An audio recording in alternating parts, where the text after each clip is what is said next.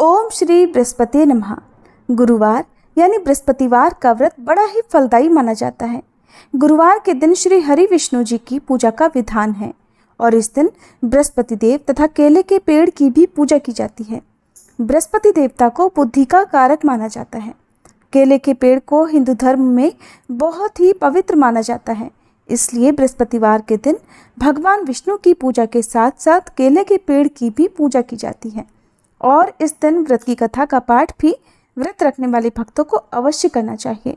कथा पढ़ते या सुनते समय अपने हाथ में पीली चने की दाल और गुड़ रखें। कथा समाप्ति के बाद श्रद्धापूर्वक गुड़ और चने की दाल को केले के वृक्ष की जड़ में अर्पित कर देना चाहिए।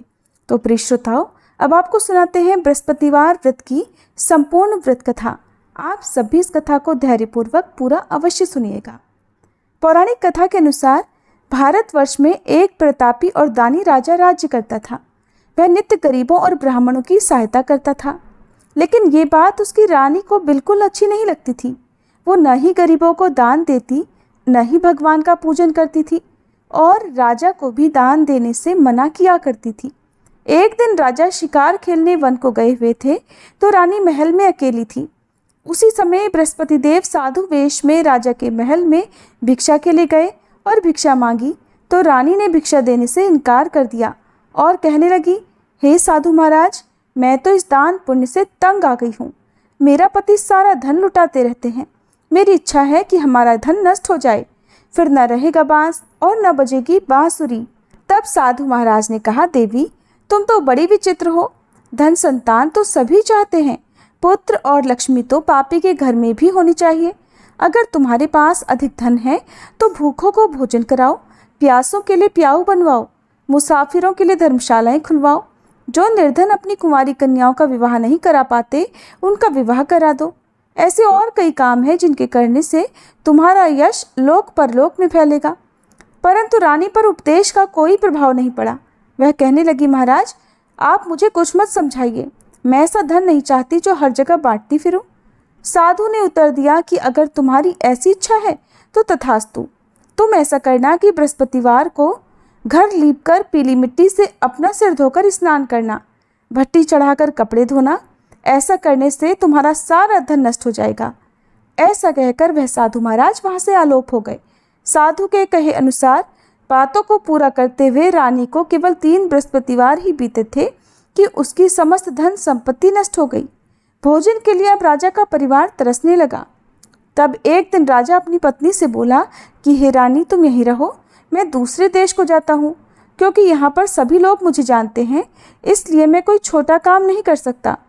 ऐसा कहकर राजा परदेश चला गया। वहाँ वह जंगल से लकड़ियाँ काट कर लाता और शहर में बेचता।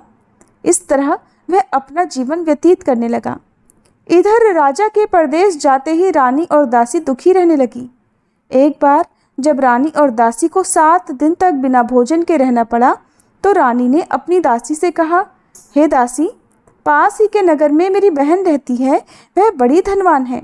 तू उसके पास जा और कुछ ले आ ताकि थोड़ी बहुत गुजर बसर हो जाए। दासी रानी की बहन के पास गई। उस दिन गुरुवार था और रानी की बहन उस समय बृहस्पतिवार व्रत की कथा सुन रही थी। दासी ने रानी की बहन को अपनी रानी का संदेश दिया, लेकिन रानी की बड़ी बहन ने कोई उत्तर नहीं दिया। जब दासी को रानी की बहन से कोई उत्तर नहीं मिला तो वह बहुत दुखी हुई और उसे क्रोध भी आया। दासी ने वापस आकर रानी को सारी बात बता दी। सुनकर रानी ने अपने भाग्य को कोसा। उधर रानी की बहन ने सोचा कि मेरी बहन की दासी आई थी, परंतु मैं उससे नहीं बोली, इससे वह बहुत दुखी हुई होगी। कथा सुनकर और पूजन समाप्त करके वह अपनी बहन के घर आई और कहने लगी, हे बहन, मैं बृहस्पतिवार का व्रत कर रही थी। तुम्हारी दासी मेरे घर आई थी, परंतु जब तक कथा होती है तब तक ना तो उठते हैं और न ही बोलते हैं, इसलिए मैं नहीं बोली। कहो दासी क्यों गई थी? तब रानी बोली, बहन तुमसे क्या छुपाऊं, हमारे घर में खाने तक को अनाज नहीं था। ऐसा कहते कहते रानी की आंखें भर आई। उसने दासी समेत पिछले 7 दिनों से भूखे रहने तक की बात अपनी बहन को विस्तार पूर्वक सुना दी। रानी की बहन बोली, देखो बहन, भगवान बृहस्पति देव सबकी मनोकामनाओं को पूर्ण करते हैं। देखो शायद तुम्हारे घर में अनाज रखा हो। पहले तो रानी को विश्वास नहीं हुआ, पर बहन के आग्रह करने पर उसने अपनी दासी को अंदर भेजा तो उसे सचमुच अनाज से भरा एक घड़ा मिल गया। ये देखकर दासी को बड़ी हैरानी हुई। दासी रानी से कहने लगी, हे रानी, जब हमको भोजन नहीं मिलता तब हम व्रत ही तो करते हैं, इसलिए क्यों ना इनसे व्रत और कथा की विधि पूछ ली जाए ताकि हम भी व्रत कर सके। तब रानी ने अपनी बहन से बृहस्पतिवार व्रत के बारे में पूछा। उसकी बहन ने बताया कि बृहस्पतिवार के व्रत में चने की दाल और मुनक्का से विष्णु भगवान का केले की जड़ में पूजन करे तथा दीपक जलाए, व्रत कथा सुने और पीला भोजन ही करे। इससे बृहस्पति देव प्रसन्न होते हैं। व्रत और पूजन विधि बताकर रानी की बहन अपने घर को लौट गई। 7 दिन के बाद जब गुरुवार आया तो रानी और दासी ने व्रत रखा। गुड़साल में जाकर चना और गुड़ लेकर आई, फिर उससे केले की जड़ तथा भगवान विष्णु का पूजन किया। अब पीला भोजन कहाँ से आए, इस बात को लेकर दोनों बड़ी दुखी थी।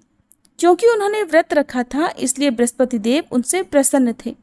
इसलिए वे एक साधारण व्यक्ति का रूप धारण करके 2 थालों में सुंदर पीला भोजन दासी को दे गए।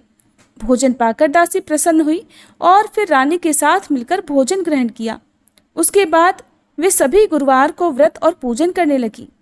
बृहस्पति भगवान की कृपा से उनके पास फिर से धन संपत्ति आ गई, परंतु रानी अब पहले की तरह से आलस्य करने लगी। तब दासी कहने लगी, देखो रानी, तुम पहले भी इसी प्रकार आलस्य करती थी।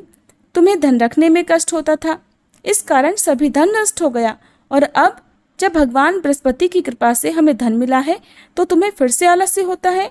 रानी को समझाते हुए दासी कहने लगी कि हे रानी, बड़ी मुसीबतों के बाद हमने ये धन पाया है, इसलिए हमें दान पुण्य करना चाहिए, भूखे मनुष्यों को भोजन कराना चाहिए और धन को शुभ कार्यों में खर्च करना चाहिए, जिससे तुम्हारे कुल का यश बढ़ेगा, स्वर्ग की प्राप्ति होगी और पितर प्रसन्न होंगे। दासी की बात मानकर रानी अपना धन शुभ कार्यों में खर्च करने लगी, जिससे पूरे नगर में उसका यश फैलने लगा। उधर एक दिन राजा दुखी होकर जंगल में एक पेड़ के नीचे आसन जमा कर बैठ गया और वह अपनी दशा को याद करके व्याकुल होने लगा। बृहस्पतिवार का दिन था। एकाएक उसने देखा कि निर्जन वन में एक साधु प्रकट हुए। वह साधु वेश में स्वयं बृहस्पति देवता थे। वे लकड़हारे के पास आकर बोले, हे लकड़हारे, इस सुनसान जंगल में तो चिंतामगन क्यों बैठा है? तब लकड़हारे ने दोनों हाथ जोड़कर प्रणाम किया और उत्तर दिया, महात्मन, आप सब कुछ जानते हैं, मैं क्या कहूँ? ऐसा कहकर वह रोने लगा और साधु महाराज को अपनी आत्मकथा सुनाई। सुनकर साधु महाराज ने कहा कि तुम्हारी पत्नी ने बृहस्पति के दिन बृहस्पति भगवान का निरादर किया है, जिसके कारण रुष्ट होकर उन्होंने तुम्हारी ये दशा कर दी। अब तुम चिंता को दूर करके मेरे कहने पर चलो तो तुम्हारे सभी कष्ट दूर हो जाएंगे और भगवान बृहस्पति पहले से भी अधिक संपत्ति देंगे। तुम बृहस्पति के दिन कथा किया करो, 2 पैसे के चने मुनक्का लाकर उसका प्रसाद बनाओ और शुद्ध जल से लोटे में शक्कर मिलाकर अमृत तैयार करो। कथा के पश्चात अपने सारे परिवार और सुनने वाले प्रेमियों में अमृत और प्रसाद बांटकर आप भी ग्रहण करो। ऐसा करने से भगवान तुम्हारी सब मनोकामनाएं पूरी करेंगे। साधु के ऐसे वचन सुनकर लकड़हारा बोला, हे साधु महाराज, मुझे लकड़ियां बेचकर इतना पैसा नहीं मिलता जिससे भोजन के बाद कुछ बचा सकूं, और मैंने रात में अपनी पत्नी को व्याकुल देखा है। मेरे पास ऐसा कुछ भी नहीं जिससे मैं उसकी खबर मंगा सकूं। साधु ने कहा, हे लकड़हारे, तुम किसी बात की चिंता मत करो। बृहस्पति के दिन तुम रोजाना की तरह लकड़ियां लाकर शहर को जाओ। तुमको रोज से 2 गुना धन प्राप्त होगा, जिससे तुम भली भांति भोजन कर लोगे और बृहस्पति देव की पूजा का सामान भी आ जाएगा। इतना कहकर साधु अंतर्ध्यान हो गए। धीरे धीरे समय बीतने पर फिर वही बृहस्पतिवार का दिन आया। लकड़हारा जंगल में लकड़ी काट कर किसी शहर में बेचने गया। उसे उस दिन और दिन से अधिक पैसा मिला। राजा ने चना गुड़ आदि लाकर गुरुवार का व्रत किया। उस दिन से उसके सभी क्लेश दूर हुए, परंतु जब दोबारा गुरुवार का दिन आया तो बृहस्पतिवार का व्रत करना भूल गया। इस कारण बृहस्पति भगवान नाराज हो गए। उस दिन उस नगर के राजा ने विशाल यज्ञ का आयोजन किया तथा शहर में ये घोषणा करा दी कि कोई भी मनुष्य अपने घर में भोजन ना बनाए, ना आग जलाए। समस्त जनता मेरे यहाँ भोजन करने आए। इस आज्ञा को जो ना मानेगा उसे फांसी की सजा दी जाएगी। इस तरह की घोषणा संपूर्ण नगर में करवा दी गई। राजा की आज्ञा अनुसार शहर के सभी लोग भोजन करने गए, लेकिन लकड़हारा कुछ देर से पहुंचा, इसलिए राजा उसको अपने साथ घर लिवा ले गए और ले जाकर भोजन करा रहे थे कि तभी रानी की दृष्टि उस खूंटी पर पड़ी जिस पर उसका हार लटका हुआ था। वह वहां पर दिखाई नहीं दिया। रानी ने निश्चय किया कि मेरा हार इस मनुष्य ने ही चुरा लिया है और उसी समय सिपाहियों को बुलाकर उसको कारागार में डलवा दिया। जब लकड़हारा कारागार में पड़ गया तब बहुत दुखी होकर विचार करने लगा कि न जाने कौन से पूर्व जन्म के कर्म से मुझे ये दुख प्राप्त हुआ है, और उन्हीं साधु महाराज को याद करने लगा जो कि जंगल में मिले थे। ठीक उसी समय बृहस्पति देव साधु के रूप में प्रकट हुए और उसकी दशा को देखकर कहने लगे, अरे मूर्ख, तूने बृहस्पति देव की कथा नहीं करी, इस कारण तुझे ये दुख प्राप्त हुआ है। अब चिंता मत कर, बृहस्पतिवार के दिन कारागार के दरवाजे पर 4 पैसे पड़े मिलेंगे, उनसे तू बृहस्पति देव की पूजा करना, तेरे सभी कष्ट दूर हो जाएंगे। और बृहस्पति के दिन उसे 4 पैसे पड़े मिले। लकड़हारे ने कथा कही। उसी रात को बृहस्पति देव ने उस नगर के राजा को स्वप्न में कहा, हे राजा, तुमने जिस आदमी को कारागार में बंद कर दिया है वह निर्दोष है, वह राजा है, उसे छोड़ देना। रानी का हार उसी खूंटी पर लटका है। अगर तू ऐसा नहीं करेगा तो मैं तेरे राज्य को नष्ट कर दूंगा। इस तरह रात के स्वप्न को देखकर राजा प्रातःकाल उठा और खूंटी पर हार देखकर लकड़हारे को बुलाकर क्षमा मांगी और फिर लकड़हारे को योग्य सुंदर वस्त्र आभूषण देकर विदा कर दिया। बृहस्पति देव की आज्ञा अनुसार लकड़हारा अब अपने नगर को चल दिया। राजा जब अपने नगर के निकट पहुंचा तो उसे बड़ा आश्चर्य हुआ, क्योंकि नगर में पहले से अधिक बाग, तालाब, कुएं तथा बहुत सी धर्मशाला, मंदिर आदि बन गए हैं। राजा ने पूछा, ये किसका बाग धर्मशाला है? तब नगर के सब लोग कहने लगे, महाराज, ये सब तो रानी और बांदी के हैं। तब तो राजा को बड़ा आश्चर्य हुआ और गुस्सा भी आया। जब रानी ने ये खबर सुनी कि राजा आ रहे हैं तो उन्होंने बांदी से कहा कि हे दासी, देख, राजा हमको कितनी बुरी हालत में छोड़ गए थे। हमारी ऐसी हालत देख कर कहीं लौट ना जाए, इसलिए तू दरवाजे पर खड़ी हो जा। आज्ञा अनुसार दासी दरवाजे पर खड़ी हो गई। राजा आए तो उन्हें अपने साथ लिवा लाई। तब राजा ने क्रोध करके अपनी रानी से पूछा कि ये धन तुम्हें कैसे प्राप्त हुआ है? तब रानी ने कहा कि हमें ये सब धन बृहस्पति देव के इस व्रत के प्रभाव से प्राप्त हुआ है। अब तो राजा ने निश्चय किया कि 7 रोज बाद तो सभी बृहस्पति देव का पूजन करते हैं, परंतु मैं प्रतिदिन दिन में 3 बार कहानी और रोज व्रत किया करूंगा। अब हर समय राजा के दुपट्टे में चने की दाल बंधी रहती और दिन में 3 बार कथा कहता। एक दिन राजा ने विचार किया कि चलो अपनी बहन के यहाँ हो आवे। इस तरह निश्चय कर राजा घोड़े पर सवार होकर अपनी बहन के यहाँ को चलने लगा। मार्ग में उसने देखा कि कुछ आदमी एक मुर्दे को लिए जा रहे हैं। उन्हें रोककर राजा कहने लगा, अरे भाइयों, मेरी बृहस्पति देव की कथा सुन लो। वे बोले, लो, हमारा तो आदमी मर गया है, इसको अपनी कथा की पड़ी है। परंतु कुछ आदमी बोले कि अच्छा कहो, हम तुम्हारी कथा भी सुनेंगे। राजा ने दाल निकाली और जब कथा आधी हुई थी कि मुर्दा हिलने लग गया, और जब कथा समाप्त हुई तो राम राम करके वह मनुष्य उठकर खड़ा हो गया। आगे मार्ग में उसे किसान खेत में हल चलाता मिला। राजा ने उसे देखा तो उससे बोले कि अरे भैया, तुम मेरी बृहस्पतिवार की कथा सुन लो।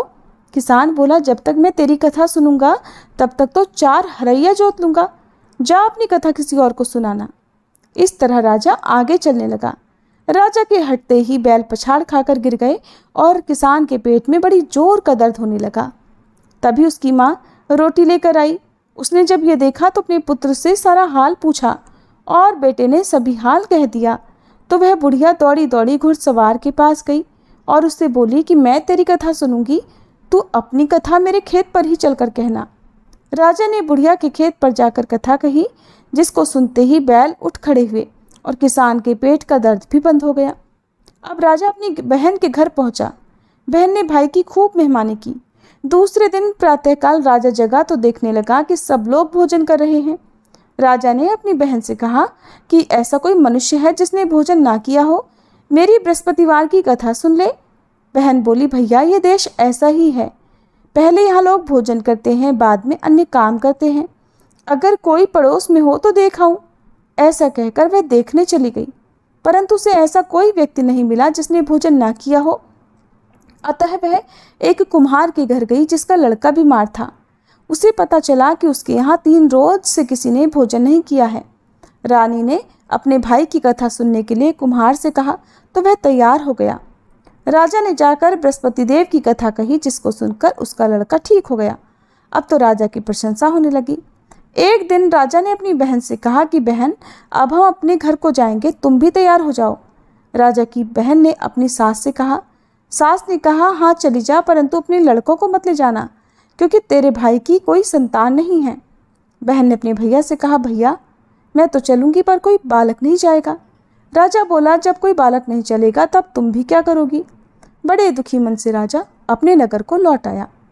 राजा ने अपनी रानी से कहा, हम निर्वंशी राजा हैं, हमारा मुंह देखने का धर्म नहीं है और कुछ भोजन आदि नहीं किया। तब रानी बोली, हे प्रभु, बृहस्पति देव ने हमें सब कुछ दिया है, वह हमें संतान भी अवश्य देंगे। फिर उसी रात को बृहस्पति देव ने राजा से स्वप्न में कहा, हे राजा उठ, सभी सोच त्याग दे, तेरी रानी गर्भ से है। राजा को ये बात सुनकर बड़ी खुशी हुई। 9वें महीने में उसके गर्भ से एक सुंदर पुत्र पैदा हुआ। तब राजा बोला, हे रानी, स्त्री बिना भोजन के रह सकती है, पर बिना कहे नहीं रह सकती। जब मेरी बहन आए तब तुम उससे कुछ मत कहना। रानी ने सुनकर हाँ कह दिया। जब राजा की बहन ने यह शुभ समाचार सुना तो वह बड़ी खुश हुई तथा बधाई लेकर अपने भाई के यहाँ आई। तभी रानी ने कहा, घोड़ा चढ़कर तो नहीं आई, गधा चढ़ी आई। राजा की बहन बोली, भाभी मैं इस प्रकार न कहती तो तुम्हें संतान कैसे मिलती। बृहस्पति देव ऐसे ही हैं, जैसी जिसके मन में कामनाएं हैं सभी को पूर्ण करते हैं। जो सद्भावना पूर्वक बृहस्पतिवार का व्रत करता है और कथा पढ़ता है अथवा सुनता है, दूसरों को सुनाता है, बृहस्पति देव उसकी सभी मनोकामना पूर्ण करते हैं। भगवान बृहस्पति देव उसकी सदैव रक्षा करते हैं। संसार में मनुष्य सद्भावना से भगवान का पूजन व्रत सच्चे हृदय से करते हैं तो उनकी सभी मनोकामनाएं भगवान पूर्ण करते हैं।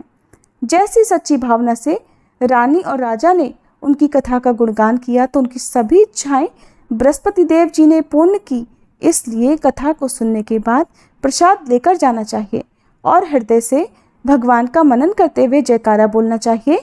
प्रेम से बोलिए, बृहस्पति देवता की जय।